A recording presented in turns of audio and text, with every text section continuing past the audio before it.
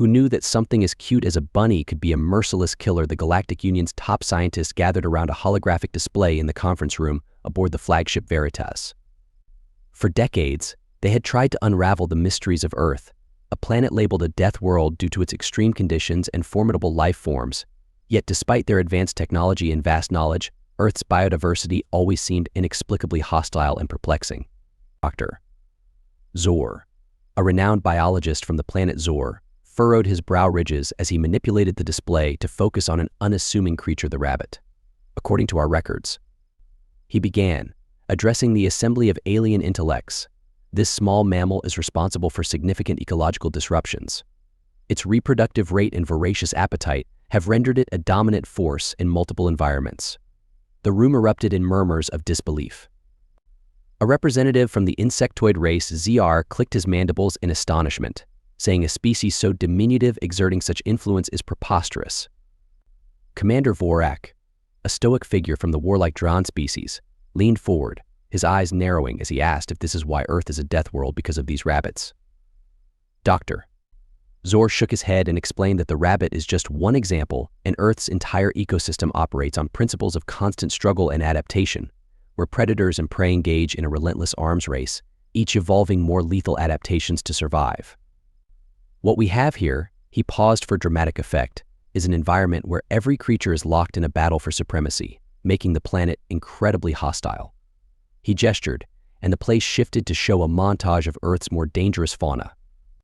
Zor shook his head and explained that the rabbit is just one example, and Earth's entire ecosystem operates on principles of constant struggle and adaptation, where predators and prey engage in a relentless arms race, each evolving more lethal adaptations to survive.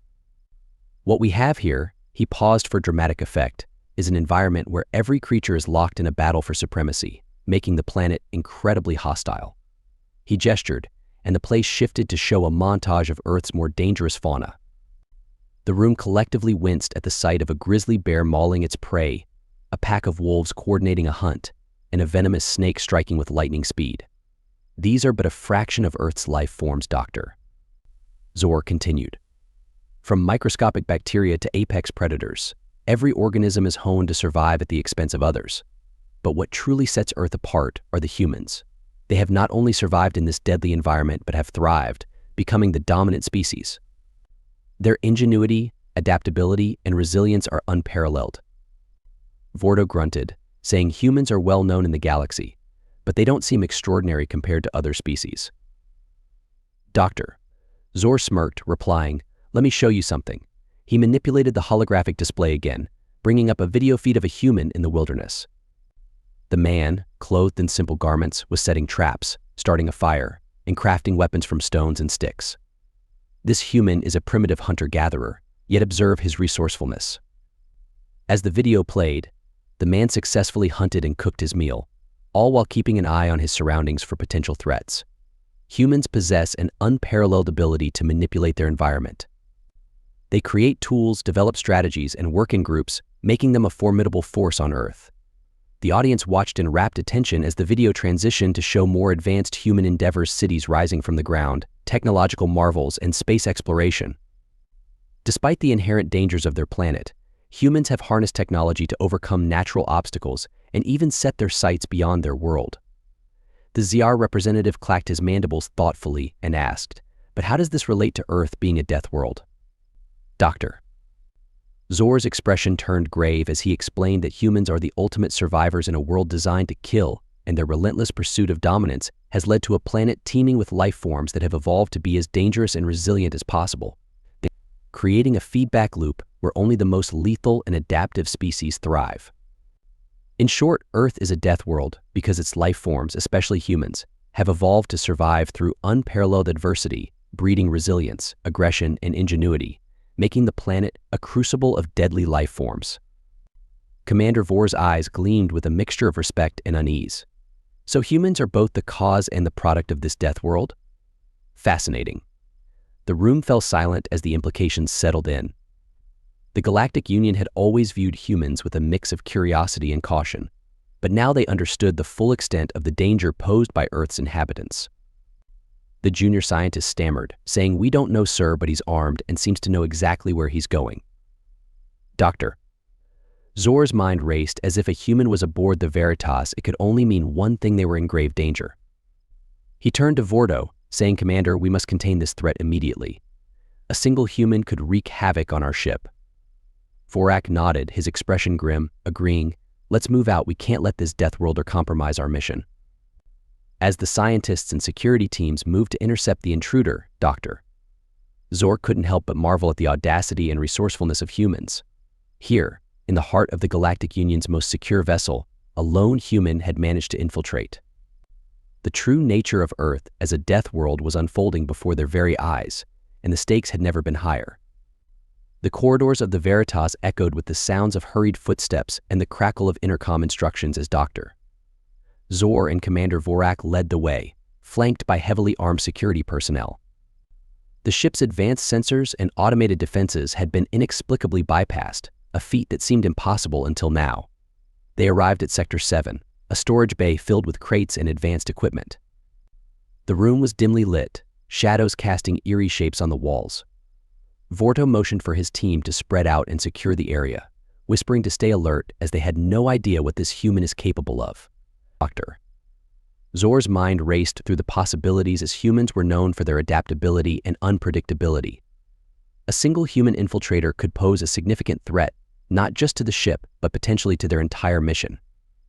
Suddenly, a noise echoed from behind a stack of crates. Vorak signaled his team to move in, and they advanced cautiously, weapons trained on the source of the sound. As they rounded the corner, they came face to face with the human intruder, a tall, muscular figure clad in dark tactical gear that seemed to blend with the shadows. His eyes were sharp and calculating, a stark contrast to the calm expression on his face. In his hand, he held a sleek, compact weapon unlike anything the aliens had seen before. "Hold it right there." Vorto barked, aiming his rifle at the human. "You're surrounded. Surrender now and you won't be harmed." The human's lips curled into a faint smile, replying that he doubted that, but he didn't come here to fight. "Doctor." Zor stepped forward, intrigued despite the danger, and asked, "Then why are you here?" The human's eyes locked onto Zor's, saying, "I'm here to deliver a message." Vorak scowled and asked, "A message from whom?" The human replied, "From Earth, and it's one you need to hear." The tension in the room was palpable. The security team tightened their grips on their weapons, ready to react at a moment's notice. Dr. Zor, however, sensed an opportunity to learn more about this enigmatic species and urged to let him speak, as they might gain valuable insight. Vorak hesitated, then nodded curtly and gave him 2 minutes to make it quick. The human lowered his weapon slightly, though his posture remained vigilant. "My name is Captain Mark Harris, Special Operations, Earth Defense Force." He began, saying, "We've been aware of your observations and studies of our planet, and while we've tolerated your curiosity, we can no longer ignore your presence." Dr.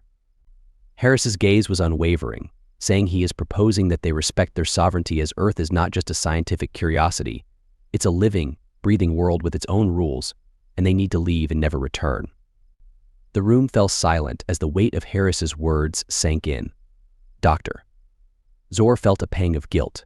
They had always viewed Earth from a distance, a subject of fascination and study, but to its inhabitants, it was home, a place worth defending at all costs. Vorak's communicator buzzed, breaking the silence. He glanced at it, then back at Harris, saying, "Their superiors will want to hear this, but understand this human. If you pose any threat to our ship, we will not hesitate to neutralize you." Harris nodded, saying, "Understood. But remember, I didn't come here alone." As if on cue, the ship's alarms blared once more. This time the robotic voice was tinged with urgency, announcing multiple unidentified life forms detected in multiple sectors, security breach protocols activated. Vorak's eyes widened in shock, asking, "What is this? More humans?" Harris's faint smile returned, saying, "You didn't think I'd come unprepared, did you? My team is here to ensure our message is heard." Panic rippled through the security team as Dr. Zor's mind raced with possibilities. If there were more humans aboard, the situation could quickly spiral out of control. They needed to act fast. "Commander," Zor said urgently, "we need to contain the situation before it escalates." Vorak nodded grimly, agreeing. "Harris, you'll come with us. Any false move and you die." "Understood." "Crystal clear," Harris replied. Vorak's eyes widened in shock, asking, "What is this? More humans?" Harris's faint smile returned, saying, "You didn't think I'd come unprepared, did you? My team is here to ensure our message is heard." Panic rippled through the security team as Dr. Zor's mind raced with possibilities. If there were more humans aboard, the situation could quickly spiral out of control. They needed to act fast. "Commander," Zor said urgently, "we need to contain the situation before it escalates." Vorak nodded grimly, agreeing. "Harris, you'll come with us. Any false move and you die." "Understood." "Crystal clear," Harris replied. "Earth is our home, and we will defend it with everything we have." The room fell silent as Koch considered his response. The Galactic Union had never faced such defiance from a single planet, but the humans had proven time and again that they were not to be underestimated. "Doctor." Zor stepped forward, saying, "Admiral, if I may, perhaps we should reconsider our approach. The data we've gathered is invaluable, but at what cost? We need to respect their sovereignty and find a way to coexist peacefully." Koch's expression softened slightly, saying, "Your point is noted, Doctor Zor, but the decision is not mine alone. This matter will be brought before the Council." Harris nodded, saying, "That's all we ask. Let your leaders decide. But know this, Earth will not bow to any outside force. We may be a death world, but we are also a world united in defense of our home." With the Council's decision made, Admiral Koch turned to Harris, saying, "Your team will be escorted safely off the Veritas. I trust this resolution will lead to a better understanding between our species." Harris nodded, saying, "I believe it will. Farewell, Admiral, and thank you." As the humans were escorted back to their shuttle, Dr. Zor felt a sense of relief and newfound respect for Earth's inhabitants. Their determination and resilience were unparalleled qualities forged in the crucible of their death world. Back on Earth, Harris and his team reported the successful negotiation. Humanity had asserted its sovereignty and earned the respect of the Galactic Union. The message was clear: Earth was a force to be reckoned with, and its inhabitants were not to be underestimated. In the days that followed, the Galactic Union honored its promise, withdrawing all probes and research teams from Earth's system. Diplomatic channels were established, and a tentative peace settled over the cosmos. Earth's reputation as a death world remained intact, but it was now also seen as a place of strength and unity, capable of standing toe-to-toe with the most advanced civilizations in the galaxy. For Dr. Zor, the experience was a profound lesson in humility and respect. Earth's secrets were still out there, waiting to be discovered, but they would be approached with caution and reverence. The death world had spoken, and its message had been heard loud and clear.